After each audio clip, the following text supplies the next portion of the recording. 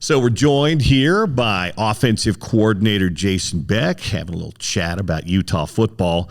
I know I've said this before. Jason certainly knows this story, but for those of you that don't know, this is one of those full circle moments that illustrates how old you are. In my youngish days, when I had first moved here to Utah, I was working and covering BYU for KSL Radio, and there was a young man that came to play football at BYU by the name of Jason Beck. So that tells you how far both of us have come here. He's now the offensive coordinator. I'm now still talking to Jason Beck and interviewing Jason Beck. You have no recollection of any of that, do you? No, not really. But I've had my those moments over the last month with all these camps going on. All these guys I played with, their kids are, high school recruits, and it's just amazing how fast that time goes, that a guy you played with has a 17-year-old son. Yeah, I have the same thing. Guys that I covered like you early in my career, now they're having kids that, maybe I saw they weren't born yet, or I heard right after they were. Now they're coming and playing football either for Utah or against you. It's crazy. Yeah, it's wild how fast the time goes. But so walk me through the process of moving from Albuquerque to Salt Lake. And you're down there, you're coaching with Bronco Mendenhall at New Mexico last year. He gets back into coaching. What, if anything, did you know about Kyle Whittingham personally, or interviewing for this job and the whole walk-up to it? Because obviously you guys had a great year, and Bronco was moving on from New Mexico. Yeah, so I have not known Kyle that well in the profession. I met him a few times just here or there around the coaching convention or on the road recruiting. But really just had a lot of admiration, respect for the program just from seeing it all these years and all the success that they've had. So just had a good feel and understanding of what this program's all about, how well he's run the program, and all the success that they've had. So you interview for the job, you get the job. Now you've had to transition from New Mexico, Syracuse first, then New Mexico. Now you're coming back to the state of Utah. How's the last 6 months gone, both professionally but also for your family and getting them here? Everything's gone really well. Coming to Utah was a much easier move than a lot of these other moves we've made where we're totally unfamiliar with the places we're going. You don't know anybody. You don't know anything about the area. Here there's a lot of people we know, a lot of familiarity with the state. And so that transition was easy. Get the kids in school and sports and activities and all of those things was no problem. And so yeah, it's been great. Everything's gone well. How much was your transition aided by the fact that you brought your quarterback with you? Oh man, that's a million times easier, because it's a weird thing. You're at a new program, but you have your quarterback returning. So it's almost like, year two, working with Dev, and that quarterback has as much of impact on the whole offense as anything. And so it was like half you're returning year two and half you're in a brand new situation getting things going. And man, there's nothing like that first year, just in terms of everything that's coming at you recruiting wise and player development wise, and getting to know people, that it is just a million miles an hour. And it's hard to believe it's already been 6 months, 7 months since you were hired, just because you're so busy and time goes so fast. We'll get to Devin in just a minute. Kyle was really adamant last year when he made the change and he was opening a search for an offensive coordinator. He said, my whatever offense we choose has to be more adaptable. It has to be easier for kids and players to assimilate into than what we've done, because the landscape of college football, college athletics just changed. You don't have kids for 4 or 5 years to let them learn the offense for 2-3 years anymore. Why do you think your offense was the one he chose to go with? Why does your offense, Jason, kind of fit what he was looking for? I think a big part of it was he just looked at the results in the track record to go, wow, what are they doing that's allowing them to do something that hasn't been done or to this level, and just looking at the results. And so then as we kind of talked more about it, there is some pretty unique and innovative things we're doing on offense that we've developed over the last 8 to 10 years that just so happens to really work great in this era of transfer portal. We were doing it to be really hard to defend and make our scheme really difficult for opposing teams, but allow it to be as easy as possible for the players. And a byproduct of that, this thing we started coming up with 8-10 years ago is when guys are brand new, they can get up and running faster than a lot of other offensive systems and styles. So how would you assess, after having an off season and spring ball, where you are with the offense and getting it to where you want it to be, again, knowing that fall camp is still lying ahead? Yeah, I feel really good with where we're at. Like you said, with Devin being back and how familiar he is with the offense, we started with where Devin left off. I mean, we started with the whole thing. So this was not a slow introduction and slowly build it. We started with everything. And so for everybody else, all the other players, they just had it all thrown at them right off the bat. And we just started going from there. So from that standpoint of what we're doing and how I feel really good. The biggest thing now and going forward through fall camp is just zeroing in and identifying who the guys are to really count on, rely on, and the identity that unfolds with that group. The guys playing, the guys making the impact in the game, letting that identity kind of unfold through camp. Do you feel like you can get that done? I always say spring, but you never win a job in the spring. What you do is you get on the coach's radar. You catch the coach's eye, you give them an idea. Very right. I don't think most guys win the job in spring, but then you prove yourself again in the fall. Did you feel like you got a pretty good feel for your personnel this spring, and now you can kind of lock in on it pretty quickly in fall camp? Yeah, and we played a lot of reps in the spring, a lot of 11-on-11 reps, and we tackled at a pretty high rate. And when you go tackle, real football, real tackle, that gives you the most feedback on what guys really look like and how they really perform. And so we got a lot of that really good feedback this spring. Now, we have had a few more transfer portal guys arrive this spring. There were a few guys that were out in the spring that are also coming in. And so heading into fall camp, there is still a handful of brand new faces that we got to get integrated and in the mix and get a great feel for how they can help our offense score points. And so we still have that process to go, but at the same time, man, we got a lot of great work in this spring to feel pretty comfortable with where we're at with most of those kids. Talking some ball with Utah offensive coordinator Jason Beck. You've been around Evan Dampier for a couple of years now. Utah fans got their introduction this spring. We in the media look at video clips, but spring game. When did you know, when you were in Albuquerque, that you might have something pretty special with this young man? It actually started when I first got the job.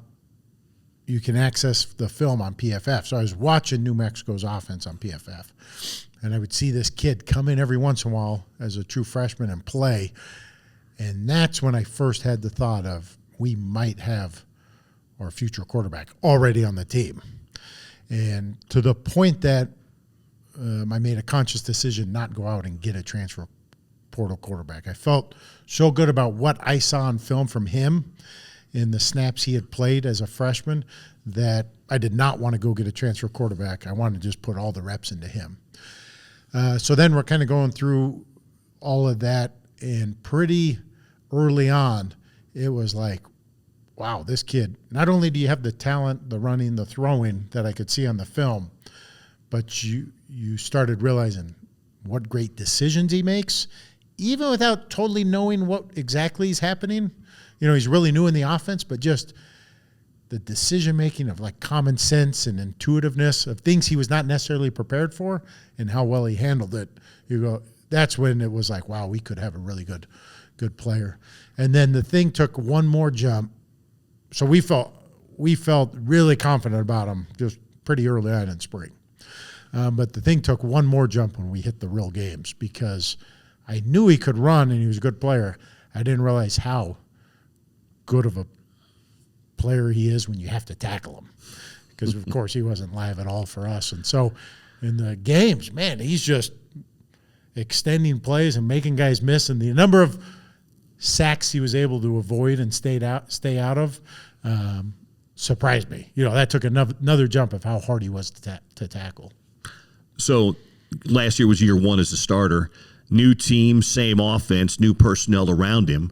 What are your expectations for Devin this fall? Yeah, he's going to take another step forward just in his maturity, decision making, all that experience he's had playing at the college level. Now, it's not going to be the same jump that a guy would make year one to year two if most of the offense was the same. Like you said, there'll be new personnel all around him, but he's going to take a jump just because he's had those 12 games of starting and being through it and what that's like, because nothing prepares you for that other than going through it and playing it and experiencing it. How does this offensive line that you'll be coaching this fall compare to ones you've been around as both a player and coaching at other places? No, it is the best, offensive line I've been a part of, both in terms of the experience, the talent, but also how, those kids show up every day and work hard, and then they're doing extra stuff after practice to continue to improve and push themselves. So it's a really impressive unit from experience, from talent, but also just from leadership and work ethic. And so that group's going to have an influence on the whole offense, helping to lead this thing. Your question coming out of spring ball was pass catchers, playmakers. That was, I think, probably your biggest question. That's what you told us. You've added a couple in the late transfer portal. Where are you, do you think, with those playmakers, and how are you assessing those guys as you head to fall camp? It still is the biggest question. We've had some clarity with guys that emerged in spring and did a really nice job. There was another section of players that was kind of up and down, inconsistent. So going through fall camp, it's going to be, okay, out of that group, who's going to show up and really take a big step forward and be way more consistent so we can count on them and rely on them.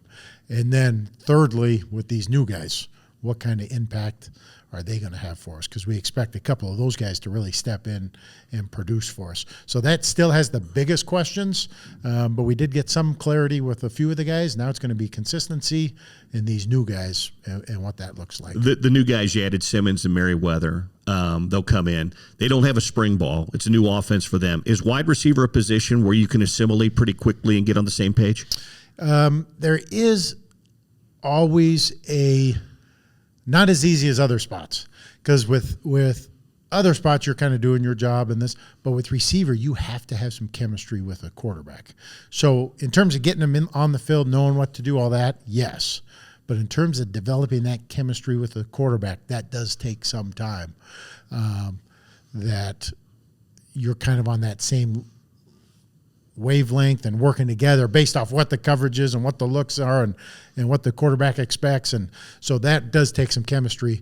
And so we have to be able to, between now and then also fall camp, kind of microwave that thing to speed that process up. When did you know you wanted to be a football coach? I really did not know until I had actually kind of finished all my courses to graduate, but I still had one season of eligibility left. And being in that spot, I had some freedom to take some different classes academically, and it was in the middle of that what I thought I had always wanted to do really hit me that no, football's always been my passion, and it just never dawned on me that I could coach in the collegiate professional realm. I never thought about it, and it was in that fall semester of my senior year that it really hit me that football's always been my passion. And I can go this route to make a living doing it and really enjoy it. And I'm appreciative, that enlightenment hit me. So I was able to kind of make a turn and start down that path. Was there a coach that had a singular impact on you? Maybe it was Bronco Mendenhall. Maybe it was Robert Anai. Maybe it was somebody that I don't know. But was there a coach that really you looked at and you said, okay, this guy's had a lot of influence on me. I'd like to do what he's doing. It was actually the opposite. So for years, I had thought I was going to go into law school and go down that path as a sports agent or a lawyer. And so in that semester, I did this class where they had different lawyers come in each week and talk to you.